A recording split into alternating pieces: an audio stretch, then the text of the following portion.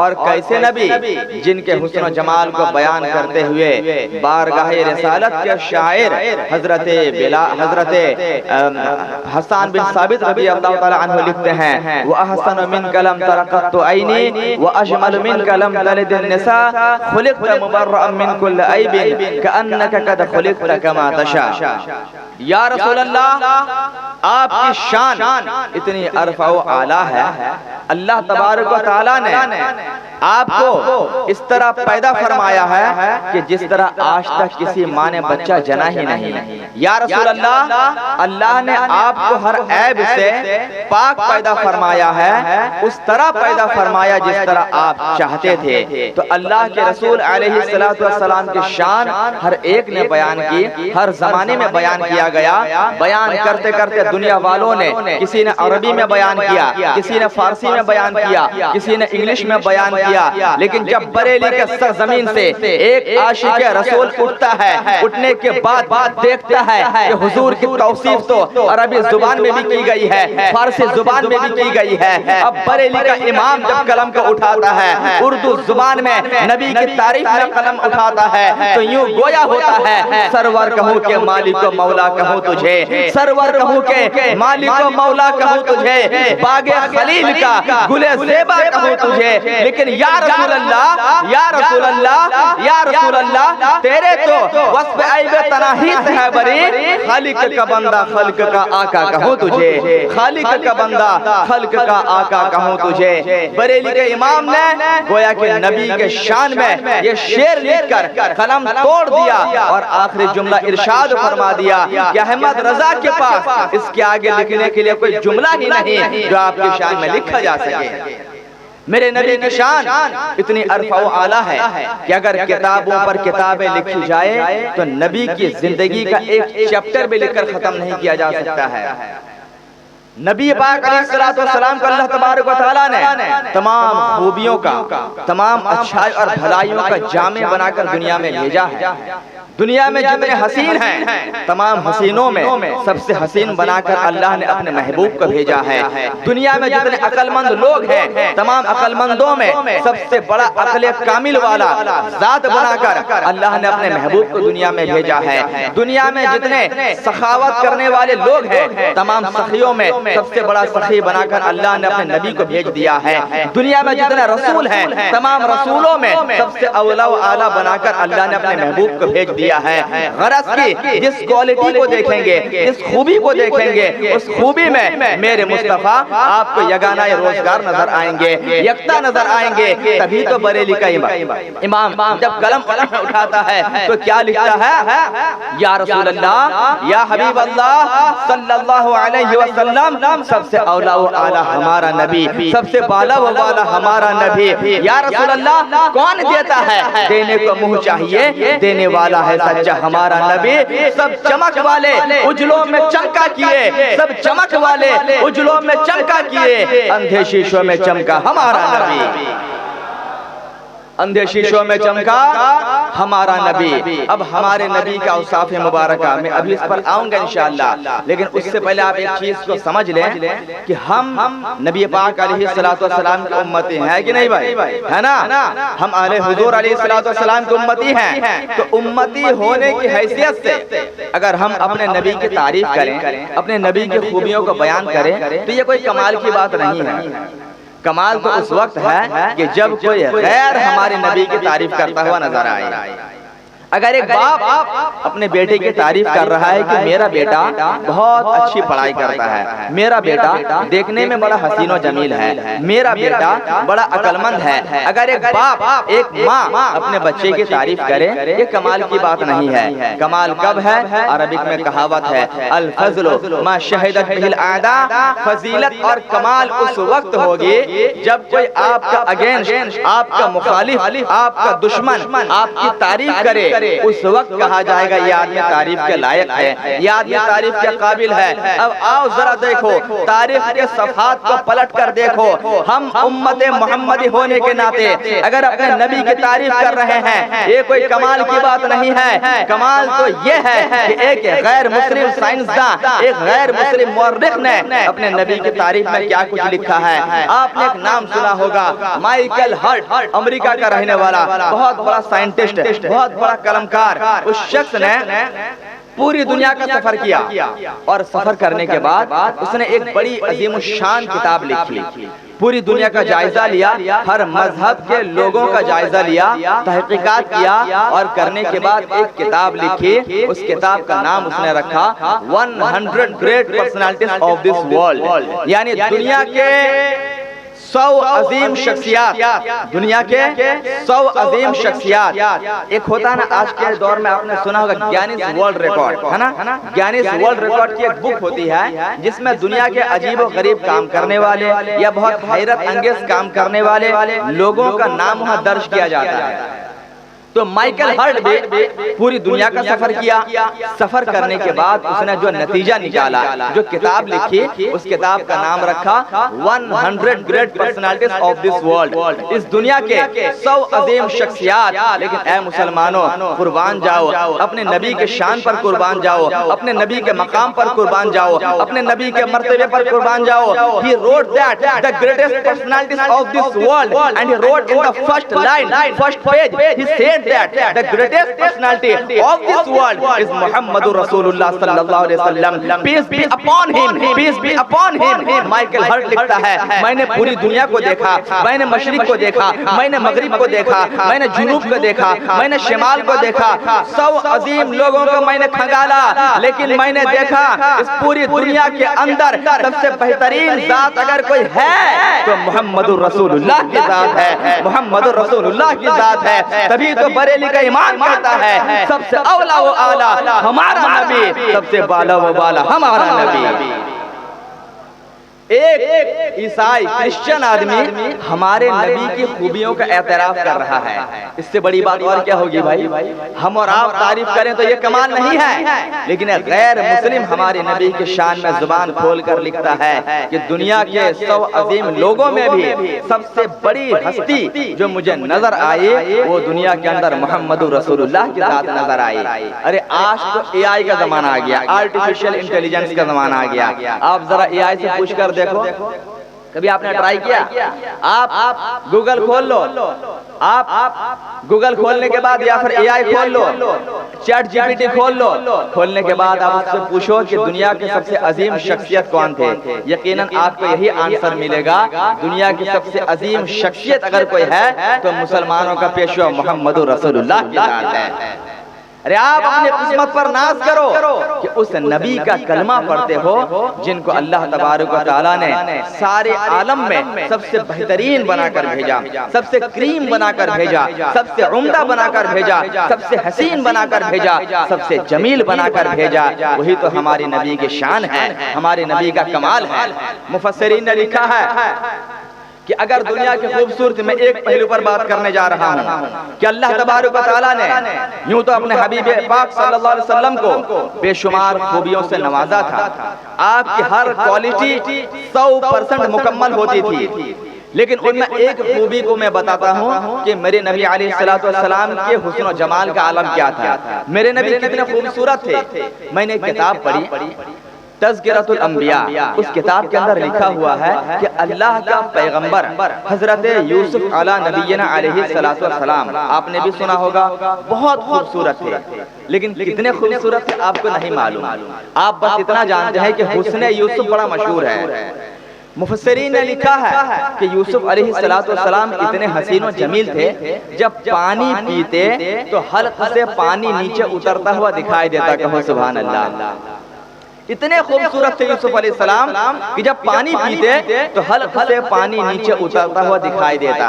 اس کے بعد صاحب کتاب نے لکھا ہے، آپ کو معلوم ہے کہ یوسف کو اللہ نے اتنا حسین و جمیل بنایا ہے، لیکن یوسف کے پاس کتنا پرسنٹ حسن تھا؟ آگے وہ لکھتے ہیں کہ اگر دنیا کی خوبصورتی کو، اگر دنیا کی بیوٹی کو 100 حصوں میں ڈیوائیڈ کر دیا جائے، 100 حصوں میں ڈیوائیڈ کر دیا جائے، اس میں سے صرف آدھا پرسنٹ، یعنی 1% بھی نہیں، صرف آدھا پرسنٹ خوبصورتی حضرت یوسف علیہ السلام کو عطا کی گئی تھی. اب ذرا آپ اندازہ لگائیے، حضرت یوسف علیہ السلام کو صرف 0.5% خوبصورتی عطا کی گئی تو اتنے حسین و جمیل کہ پانی پیتے تو حلق سے نیچے اترتا ہوا دکھائی دیتا. تو ذرا سوچو، مفسرین نے لکھا ہے میرے مصطفیٰ کو اللہ تبارک و تعالیٰ نے اپنے کرم سے 99% خوبصورتی عطا کر دی تھی. ذرا اندازہ لگاؤ، جب 0.5% خوبصورتی کا یہ عالم ہے تو 99% خوبصورتی والے کا عالم کیا ہوگا؟ جب حسن تھا ان کا جلوہ نما انوار کا عالم کیا ہوگا؟ ہر کوئی فدا ہے بن دیکھے دیدار کا عالم کیا ہوگا؟ یہ میرے نبی کا حسن تھا. 99% خوبصورتی، پوری دنیا کی خوبصورتی میں سے 99% خوبصورتی اللہ نے میرے مصطفیٰ کو عطا کر دیا تھا. سبحان اللہ سبحان اللہ. اور 0.5% خوبصورتی حضرت یوسف علیہ السلام کو عطا کی گئی تھی. اب آپ سوچتے ہیں باقی کے ہاف کہاں چلا گیا؟ تو اب آپ کو بتاؤں، باقی جو 0.5% خوبصورتی بچی ہے اسی میں پوری دنیا کے لوگ اپنے آپ کو حسین و جمیل سمجھتے ہیں. کتنے تعجب کی بات ہے، باقی جو 0.5% خوبصورتی ہے اسی میں پوری دنیا کے لوگ حسین و جمیل کہلاتے ہیں. اسی میں کوئی مس انڈیا ہے تو کوئی مس ورلڈ ہے، اسی میں ذرا سوچو تو صحیح. جب 100 میں سے 0.5% خوبصورتی پا کر کے کوئی مس ورلڈ بن رہی ہے، کوئی مس انڈیا بن رہی ہے، کوئی اپنے آپ کو کچھ سمجھ رہا ہے، کوئی اپنے آپ کو کچھ سمجھ رہی ہے، مارکیٹ میں نکل جاؤ تو حسن و جمال کا بازار آپ کو نظر آئے گا. لیکن ذرا سوچو تو صحیح، جب 0.5% خوبصورتی پا کر کے آج دنیا کے لوگ ایسے حسین و جمیل ہمیں نظر آتے ہیں، تو جس ذات نے 99% خوبصورتی پائی تھی ان کے حسن کا اندازہ کون لگا سکتا ہے؟ اللہ جانے، اللہ کے بتانے سے رسول اللہ جانے کہ میرے مصطفیٰ کو اللہ نے کتنا حسین و جمیل بنایا تھا. تو میرے نبی کے حسن کا ایک گوشہ تھا، میرے نبی کی سیرت کا ایک باب یہ تھا کہ اللہ نے میرے نبی کو کیسا حسین و جمیل بنا کر دنیا میں بھیجا تھا. اگر میرے نبی کے سارے اوصاف کو جمع کر دیا جائے تو کاغذ پر کتابیں ختم ہو جائیں گے، قلم خشک ہو جائے گا، رات ختم ہو جائے گی. لیکن میرے نبی کے اوصاف مبارکہ کو لکھ کر ختم کرنا ہمارے اور آپ کی بس کی بات نہیں ہے. نبی پاک علیہ السلام کی زندگی کے جس گوشے کو دیکھیں گے آپ کو ایک عجیب و غریب کیفیت، ایک عجیب و غریب بات نظر آئے گی کہ اللہ نے میرے نبی کو کیسا حسن و جمال کا پیکر، کیسے خوبیوں کا حامل بنایا تھا. ایک اور بات آپ کو بتا دوں، ایک اور بات، نبی پاک علیہ السلام کے پسینے کا تذکرہ آپ نے سنا ہی ہوگا. اگر ہمارے اور آپ کے بدن سے پسینہ نکل جائے تو وہاں مکھیاں بھنبھنانے لگتی ہے، لوگ بدبو کے مارے اپنی جگہ چھوڑ کر چلے جاتے ہیں. اتنی بدبو ایک عام انسان کے پسینے میں ہوتی ہے، لیکن اللہ مصطفیٰ کے پسینے کا کیا حال تھا ذرا سنو. حدیث پاک میں آتا ہے، صحابیہ فرماتی ہیں کہ رسول پاک علیہ السلام کو جب پسینہ آتا تو آپ کے پسینہ مبارک سے مشک و عنبر کی خوشبو آنے لگتی. سبحان اللہ. صحابہ کرام، صحابیہ حضرات شیشی لے کر رسول اللہ کے بارگاہ میں پہنچ جاتی. یا رسول اللہ آپ کا پسینہ مبارک چاہیے، کیا کرنا ہے؟ یا رسول اللہ غریب ہوں، لاچار ہوں، خوشبو خریدنے کا پیسے نہیں ہیں، گھر میں بیٹی کی شادی ہے. حضور نے فرمایا جاؤ میرا پسینہ لے لو. حضور کے پسینے مبارک کو شیشی میں خاتون بھرتی ہیں اور گھر لے جا کر اپنی بچی کی شادی میں اپنے بچی کے بدن پر مل دیتی ہے. قسم خدا کی صرف دلہن نہیں مہکی، صرف دلہا نہیں مہکا، بلکہ محدثین نے لکھا ہے 7 نسلوں تک جتنے بچے پیدا ہوتے گئے رسول پاک کے پسینے کی برکت سے سب مہکتے ہوئے پیدا ہوتے چلے گئے. ان کی مہک نے دل کے غنچے کھلا دیے ہیں۔ اعلیٰ حضرت کیا فرماتے ہیں؟ ان کی مہک نے دل کے غنچے کھلا دیے ہیں، جس راہ چل گئے ہیں کوچے بسا دیے ہیں۔ یہ میرے نبی پاک علیہ السلام کے پسینے کا حال ہے۔ آج کچھ لوگ پگلا گئے ہیں، کیا ہو گیا ہے؟ دماغ خراب ہو گیا ہے۔ معاذ اللہ کیا کہتے ہیں؟ نبی بڑے بھائی کی طرح ہے۔ کیا کہتے ہیں؟ نبی ہم جیسے ہیں، فرق یہ ہے کہ وہ بڑے بھائی ہیں، ہم چھوٹے بھائی ہیں۔ نبی کے پاس دو ہاتھ، ہمارے پاس بھی دو ہاتھ، نبی کے دو آنکھیں، ہماری بھی دو آنکھیں، نبی کے دو کان، ہمارے بھی دو کان، نبی بھی کھاتے ہیں، ہم بھی کھاتے ہیں، نبی بھی شادی کرتے ہیں، ہم بھی شادی کرتے ہیں، تو فرق کہاں ہوا؟ فرق بس اتنا ہے کہ وہ نبی تھے، ہمارے بڑے بھائی کی طرح تھے۔ العیاذ باللہ، وہابیوں کا بہت بڑا امام، ایک دم سڑا ہوا امام شاہ اسماعیل دہلوی نے تقویۃ الایمان نامی کتاب کے اندر یہ بات لکھی، جو میرے پاس وہ کتاب موجود ہے۔ اب ذرا میں آپ کو ذہن دینا چاہتا ہوں، ابھی میں نے نبی پاک علیہ السلام کے پسینے کا تذکرہ کیا کہ نہیں؟ کیا کہ نہیں؟ نبی کے پسینے کو ایک طرف رکھو اور امت کے پسینے کو ایک طرف رکھو، آپ کیا کہو گے؟ کیا پسینہ پسینہ برابر ہے؟ نہیں، ہمارا پسینہ نکل جائے تو لوگ بدبو کے ہمارے جگہ چھوڑ کر بھاگ جائے، مکھیاں بھنبھنانے لگ جائے، اور میرے مصطفیٰ کے بدن سے پسینہ نکلنے لگے تو خوشبو سے معطر ہو جائے، لوگ ایک دم دلوں کو معوف ہو کر دیتی ہے۔ ایسے خوشبودار پسینہ میرے مصطفیٰ کے جسم سے نکلا کرتا تھا۔ تو میں بتانا چاہتا ہوں، جب پسینہ پسینہ برابر نہیں، جب پسینہ پسینہ برابر نہیں، تو نبی اور امتی کیسے برابر ہو سکتے ہیں؟ جب پسینہ پسینہ برابر نہیں، نبی اور امتی کیسے برابر ہو سکتے ہیں؟ نبی کے تھوک کی برابری ہم نہیں کر سکتے ہیں، نبی کے بول و براز، پیشاب اور پاخانہ مبارک کی برابری ہم نہیں کر سکتے ہیں، تو نبی کے برابری امت کیسے کر سکتی ہے؟ اللہ ان لوگوں کو سمجھ عطا فرمائے، اللہ توفیق دے کہ نبی پاک کی بارگاہ میں گستاخی کرنے سے پرہیز کریں، نبی پاک کی بارگاہ میں آ جائیں، آنے کے بعد توبہ کر لیں، ہو سکتا ہے رسول پاک ان کو معاف کر دے۔ آج لے ان کی پناہ، آج مدد مانگ ان سے، آج لے ان کی پناہ، آج مدد مانگ ان سے، کل نہ مانیں گے قیامت میں اگر مان گیا، کل نہ مانیں گے قیامت میں اگر مان گیا۔ حضرات، ہمارا اور اہل سنت والجماعت کا سب کا عقیدہ یہی ہے کہ حضور صلی اللہ علیہ وسلم نبی بھی ہیں اور بشر بھی ہیں، لیکن بشر تو ہیں، ہم جیسے بشر نہیں ہیں، ہم جیسے بشر نہیں ہیں، بلکہ وہ افضل البشر ہیں، وہ سید البشر ہیں، وہ سید الکونین کا کائنات ہیں، وہ سید الملائکہ ہیں، وہ سید الانبیاء ہیں۔ ہم اور آپ جیسے بشر نہیں ہیں۔ ارے کم بخت، ارے نادان، تمہیں نبی کا کھانا تو نظر آ گیا، لیکن نبی جو صوم وصال رکھتے تھے وہ تم کو نظر نہیں آیا۔ عقل کے اندھے، خدا جب دین لیتا ہے عقل چھین لیتا ہے۔ نبی کا کھانا تمہیں نظر آ گیا، لیکن تم نے نہیں دیکھا کہ میرے مصطفیٰ صلی اللہ علیہ وسلم صوم وصال رکھا کرتے تھے۔ کیا مطلب؟ مسلسل روزہ رکھتے تھے، مسلسل کنٹینیو مہینہ مہینہ روزہ رکھتے تھے۔ صحابہ نے پوچھا یا رسول اللہ آپ کمزور ہو جائیں گے، کبھی کبھی گیپ کر دیا کیجئے، آپ کمزور ہو جائیں گے۔ حضور نے فرمایا ایکم مثلی، تم میں سے کون میری طرح ہے؟ تم میں سے کوئی میری طرح نہیں ہے، مجھے میرا رب کھلاتا ہے، مجھے میرا رب پلاتا ہے، لہٰذا مجھے صوم وصال رکھنے کی اجازت ہے، لیکن کسی امتی کو صوم وصال کی اجازت نہیں ہے۔ تو مصطفیٰ نے خود فرما دیا کوئی مصطفیٰ کے مثل نہیں ہے۔ نبی کو بشر اس معنی کر بتایا گیا کہ اللہ نے اس لیے آپ کو بشر بنایا تاکہ بندوں تک پیغام پہنچانے میں آسانی ہو جائے، لیکن حقیقت تو میرے مصطفیٰ کی نور ہی نور ہے، جس کو خود میرے مصطفیٰ نے ارشاد فرمایا اول ما خلق اللہ نوری، پروردگار عالم نے سب سے پہلے جس چیز کو پیدا کیا وہ مصطفیٰ کے نور کو پیدا کیا، کہیں سبحان اللہ۔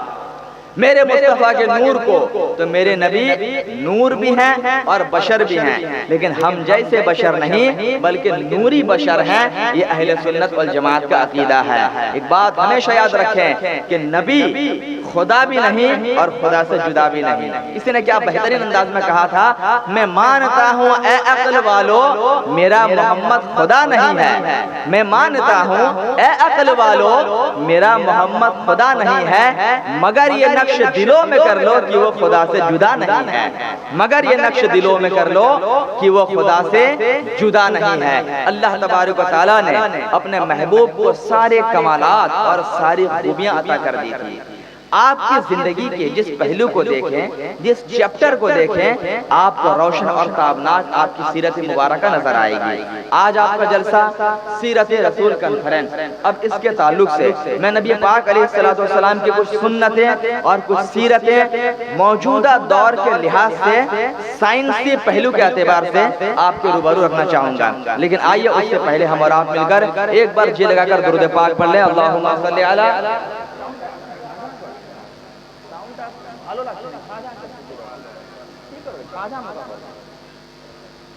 اللہ رب محمد صلی اللہ علیہ وسلم نحن عباد محمد صلی اللہ علیہ وسلم صلاۃ و سلام علیک یا رسول اللہ صلی اللہ تعالی علیہ وسلم.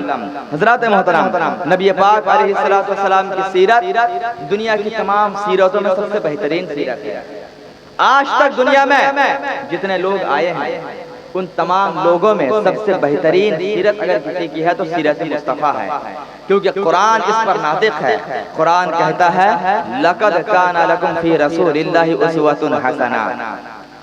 O people, the best life for all human beings is the life of Prophet Muhammad صلی اللہ علیہ وسلم. اے لوگو, تمام کائنات کے لیے, تمام انسانوں کے لیے سب سے بہترین زندگی اگر کسی کی ہے تو رسول پاک علیہ السلام کی زندگی ہے. سب سے بہترین اسوہ, سب سے بہترین طریقہ, سب سے بہترین وے آف لائف اگر کسی کا ہے تو محمد رسول اللہ کی زندگی کا ہے. ہم آج دنیا میں زندگی گزارتے ہیں, ہم دیکھتے ہیں کہ کامیاب انسان کون ہے. ہم زندگی میں کامیاب ہونے کے لیے اس کو فالو کرتے ہیں. اگر ہم میں سے کوئی بڑا انٹیریئر ڈیزائنر ہے تو چھوٹا کیا کرتا ہے, اس بڑے کو فالو کرتا ہے, دیکھتا ہے کہ وہ کیسے اتنا بڑا انٹیریئر ڈیزائنر بن گیا. کوئی بہت بڑا کانٹریکٹر ہے تو چھوٹا کانٹریکٹر اس بڑے کو دیکھتا ہے وہ کیسے اتنا بڑا کانٹریکٹر بن گیا. کوئی بڑا ڈاکٹر ہے تو چھوٹا اس بڑے ڈاکٹر کو دیکھتا ہے, فالو کرتا ہے کیسے اتنا بڑا ڈاکٹر بنا. کوئی انجینئر ہے تو اپنے سے بڑے کو دیکھتا ہے کہ کون بڑا انجینئر کیسے بن گیا, مجھے بھی اس طریقے سے بننا ہے. کوئی بڑا عالم ہے, کوئی بڑا مفتی ہے, کوئی بڑا محدث اور مفسر ہے تو چھوٹے لوگ اس کو فالو کرتے ہیں, اس کو دیکھتے ہیں تاکہ زندگی میں اس کو کامیابی ملے, وہ سکسیسفل پرسن بن سکے. لیکن آؤ میں آپ کو بتاؤں, پوری دنیا کے لوگ دنیا کے لوگوں کو فالو کرتے ہیں کہ کیسے کامیابی ملے. پوری دنیا کے لوگوں کے دماغ میں ایک ہی بات ہے کہ ہم سکسیس کیسے ہوں, ہم کامیاب کیسے ہوں. آؤ قرآن کا اسلوب دیکھو, تمہیں کسی دنیا دار کو فالو کرنے کی ضرورت نہیں ہے. قرآن کہتا ہے تم مدینے کے تاجدار کو فالو کر لو, تم یہاں بھی کامیاب ہو جاؤ گے اور وہاں بھی کامیاب ہو جاؤ گے. قرآن نے اسی کو کہا لَقَدْ كَانَ لَكُمْ فِي رَسُولِ اللَّهِ أُسْوَةٌ حَسَنَةٌ. رسول اللہ کی زندگی میں تمہارے لیے بہترین نمونہ عمل ہے, بیسٹ آئیڈیل ہمارے رسول اللہ کی زندگی ہے. آج ہم سوچتے ہیں سلمان خان کو فالو کر لیا جائے, کس طرح بال رکھا, کس طرح پینٹ پہنا. ہمارا نوجوان دیکھتا ہے ہیرو کس طرح زندگی گزارتا ہے, اس کو ہیرو بننا ہے, اس کو ہیرو بننا ہے. ہم پوچھتا رہے بھائی یہ پینٹ میں بیچ بیچ سے کٹا کیوں ہے؟ حضرت آپ نہیں جانتے, یہ شاہ رخ خان نے پھولا فلم میں اس طرح پینٹ پہنا تھا, کٹا کٹا کٹا کٹا. اب بیچارہ کیا کرتا ہے, نئی پینٹ خرید کر لاتا ہے اور لا کر اس کو بھی کاٹنا شروع کر دیتا ہے. ماں گالی پر گالی بکتی رہتی ہے لیکن بیٹا سنتا کہاں ہے, اس کو تو شاہ رخ خان بننا ہے. بال رکھتا ہے ایسے عجیب و غریب قسم کا. جب پوچھا جاتا ہے کہ یہ کیا ہے بھائی, یہ بھالو کٹنگ کہاں سے لے کے آ گئے, یہ تو بھالو کٹنگ ہے. کیا بولتا ہے کہ حضرت آپ کو نہیں معلوم, وہ پورا سنگر اس طرح کا بال رکھا ہے, اس طرح کا بال.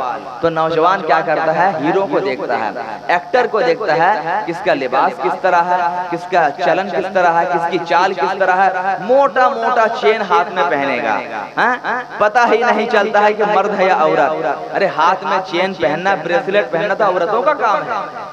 آج کا نوجوان بریسلیٹ پہن کر گھومتا دکھاتا ہم کتنے بڑے مرد ہیں. ارے یہ مردانگی کی علامت نہیں ہے, یہ تو نسوانیت کی علامت ہے. ہاتھ میں بریسلیٹ پہننا عورتوں کا کام ہے. اگر تم واقعی میں مرد ہو تو رسول پاک کی ناموس کے خاطر میدان جنگ میں نکل پڑو تو پتا چلے گا کتنے بڑے مرد ہو, تمہارے اندر مردانگی کتنی ہے. عورتوں جیسی چال اختیار نہیں کرنا ہے. اگر تمہیں فالو کرنا ہے تمہارے لیے بہترین زندگی رسول اللہ کی زندگی ہے. اس سلمان اور شاہ رخ کوئی چیز نہیں ہے, رسول کی زندگی ہمارے لیے بہترین نمونہ عمل ہے. ان کو فالو کرو, تم بہترین عاشق رسول بن جاؤ گے.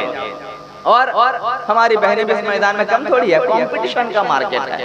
ہماری بہنیں بھی آج جو ہے جو طور طریقہ اپنائی ہوئی ہے نا وہ بالکل بیان سے باہر ہے.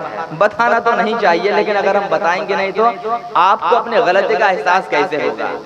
یہ کیا کرتی ہیں, یہ دیکھتی ہیں کہ کون ہیروئن کس طرح کا لباس پہنی بھیا, کون ہیروئن کس طرح کا ہیئر کٹنگ کی ہے, اس کو دیکھنا ہے یہ چیز ہے. اب ان کو یہ سیدھا سیدھا بال رکھنا خراب لگنے لگا, بولے یہ اولڈ فیشن ہو گیا ہے. اب ان کے بال یہاں سے کٹے یہاں سے کٹے اور پیچھے 4 طرح کا کلر لگا ہوا ہے, آگے لال پیچھے ہلدی. ایسا لگتا ہے کہ سرکس میں اس کو بند کر کے رکھا گیا تھا, سرکس سے چھوٹ کر بھاگ آئی ہے باہر, ایسا محسوس ہوتا ہے.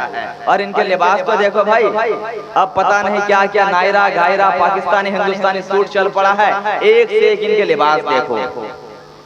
چپکے سے شوہر کے کان میں آ کر کیا بولتے, سنو جی میرے نا بھائی کی شادی ہے, وہ جو پورا سیریل میں جو ایکٹریس پہنی تھی پاکستانی سوٹ وہی والا ہمیں بھی لا کر دیجیے. اگر شوہر کہہ دے کہ نہیں ایسا مت پہنو, مسلمان ہو, مسلمان جیسا لباس پہنو, تو اتنا بڑا منہ کر لی, اتنا بڑا کہ جاؤ مجھے تمہارے ساتھ نہیں رہنا ہے, جاؤ مجھے بھائی کی شادی میں نہیں جانا ہے, اتنا بڑا منہ کر لے گی, اتنا بڑا.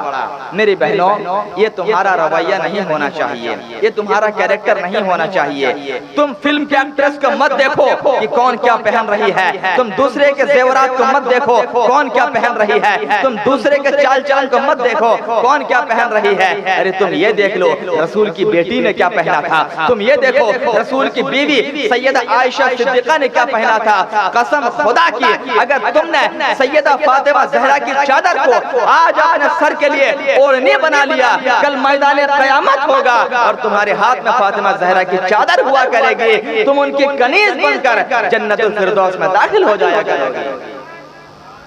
لیکن اگر تم وہی دنیا کی ہیروئن سے محبت کرو گی نا پھر کیا ہوگا معلوم ہے. ایک حدیث پاک ہوگی سنا دوں کہ جو جس سے محبت کرتا ہے دنیا میں, جو جس سے محبت کرتا ہے قیامت کے روز وہ اسی کے ساتھ اٹھایا جائے گا.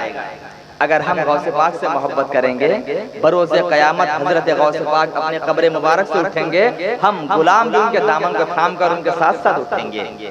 ہم حضور اعلی حضرت سے محبت کرتے ہیں, ہم سرکار مجاہد ملت سے محبت کرتے ہیں, سرکار تاج الشریعہ سے محبت کرتے ہیں. تو حدیث یہ بتاتی ہے جو جس سے محبت کرے گا قیامت کے دن اسی کے ساتھ اٹھایا جائے گا. اب جو سلمان خان سے محبت کرے گا اسی کے ساتھ اٹھے گا.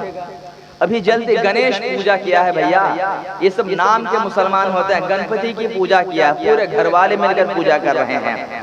سوشل میڈیا پر آپ نے دیکھا ہوگا ایک ریل وائرل ہوئی تھی, اس کے پورے خاندان والے بیٹھ کر گنپتی کی پوجا کر رہے ہیں. یہ ہے مسلمان. ان لوگوں کا دین و ایمان کیا ہے بھیا, کچھ نہیں ہوتا ہے. میرے عزیز ہمیشہ اس بات کو پیش نظر رکھنا کہ دنیا میں کسی کا مرتبہ کتنا اونچا ہو جائے یہ نہ دیکھو, دنیا میں کوئی کتنا بڑا دولت والا ہو جائے یہ نہ دیکھو, دنیا میں کوئی کتنا بڑا خاندان والا ہو جائے یہ نہ دیکھو, بلکہ یہ دیکھو اس کے سینے میں عشق مصطفیٰ ہے کہ نہیں, اس کا عقیدہ درست ہے کہ نہیں, اس کا ایمان سلامت ہے کہ نہیں. اگر عقیدہ درست ہے, اگر اس کا ایمان سلامت ہے وہ ہمارا ہے, اور اگر اس کا ایمان سلامت نہیں ہے نہ وہ ہمارا ہے نہ وہ رسول اللہ کا ہے اور نہ اللہ کا ہو سکتا ہے. اس کا ٹھکانہ یہاں بھی برائی کے ساتھ ہوگا اور مرنے کے بعد اس کا ٹھکانہ جہنم میں قرار دے دیا جائے گا.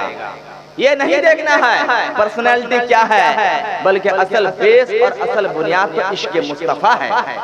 قیامت کے دن موت کے وقت اگر ایمان کے ساتھ خاتمہ آپ کا ہوا ہے تو آپ مومن قرار دیے جاؤ گے, لیکن اگر موت کے وقت آپ کا ایمان سلامت نہیں تو آپ کا ٹھکانہ جہنم قرار دے دیا جائے گا.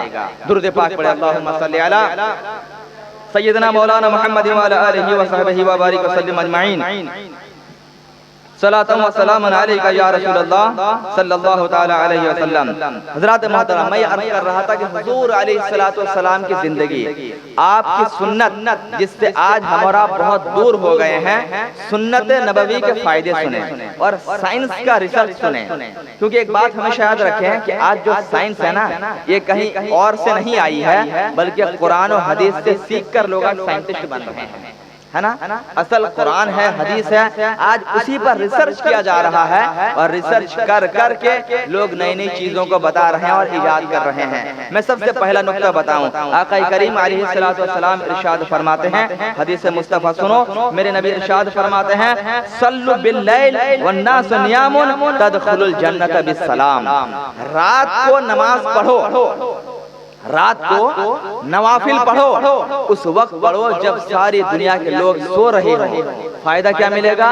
تدخلوا الجنۃ بالسلام، آپ سلامتی کے ساتھ جنت میں داخل ہو جاؤ گے۔ کہو نا سبحان اللہ، اور زور سے، اور زور سے، سیرت رسول کے نام پر اور زور سے۔ آپ سرکار کی محفل میں بیٹھے ہو، آمد مصطفیٰ کا ذکر سن رہے ہو، نبی کی حدیث سنو، میرے مصطفیٰ نے کیا ارشاد فرمایا؟ رات کو جو شخص نفل پڑھے گا، نفل پڑھے گا، اس وقت پڑھے گا جب دنیا کے لوگ سو رہے ہوں، اللہ کے رسول فرماتے ہیں تدخلوا الجنۃ بالسلام، سلامتی کے ساتھ جنت میں داخل ہو جائے گا۔ اب ذرا اس حدیث پاک پر غور کرو، میرے مصطفیٰ نے کیا ارشاد فرمایا؟ رات کے تنہائی میں، رات کے حصے میں نفل پڑھنے کے لیے حکم دیا۔ یہ کون سی نفل کی بات ہو رہی ہے؟ یہ نماز تہجد کے بارے میں بات ہو رہی ہے، یا پھر بعض محدثین نے لکھا ہے فجر کی نماز کے بارے میں بات ہو رہی ہے۔ اب اس حدیث پر آپ غور کریں، ہم مسلمان فجر کی نماز پڑھتے ہیں کہ نہیں؟ پڑھتے ہیں نا؟ بہت سارے لوگ تہجد کی نماز بھی پڑھتے ہیں، رات کے آخری حصے میں پڑھتے ہیں، الحمدللہ۔ اب اس کا فائدہ سنو، آپ نے ایک گیس کا نام سنا ہوگا، آکسیجن، سنا کہ نہیں بھائی؟ دو گیس ہوتے ہیں، ایک آکسیجن، ایک ہائیڈروجن، ایک کاربن ڈائی آکسائڈ۔ آکسیجن انسان لیتا ہے، سانس کے ساتھ اندر لیتا ہے تو اس کی جان بچ جاتی ہے، اور اپنے اندر سے خطرناک گیس کو باہر نکالتا ہے جس کو کاربن ڈائی آکسائڈ کہتے ہیں۔ بس سمجھ میں آ رہی ہے؟ آج پوری دنیا میں آکسیجن کے لیے لوگ پریشان ہیں۔ آکسیجن کا لیول جب انسان کا گر جاتا ہے تو جان چلی جاتی ہے۔ بس اوقات جان بچانے کے لیے آکسیجن ماسک لگوایا جاتا ہے، آکسیجن سلنڈر بہت سارے لوگوں نے خرید کر رکھا ہے، اور خاص کر کے آکسیجن کی اہمیت کا اندازہ اس وقت ہوا ہوگا جب کورونا کا زمانہ چل رہا تھا۔ کتنے لوگ صرف آکسیجن کی کمی کی وجہ سے مر گئے۔ آکسیجن کتنا امپورٹنٹ چیز ہے ہماری لائف میں، ذرا سوچیں۔ اب میں آپ کو بتاؤں کہ آپ کو معلوم ہے کہ سب سے زیادہ آکسیجن قدرت کے نظام کے ذریعے ہمیں کب ملتا ہے؟ کب ملتا ہے؟ دوپہر میں؟ رات میں؟ نہیں۔ آپ جا کر سائنس کی کتابوں کو پڑھیں تو سائنس کی کتاب ہمیں بتاتی ہے سب سے پیوریفائی، سب سے اوریجنل آکسیجن ہمیں جو ملتا ہے وہ فجر سے پہلے اور فجر کی نماز کے 1 گھنٹے بعد تک سب سے زیادہ آکسیجن کا لیول ہائی ہوتا ہے۔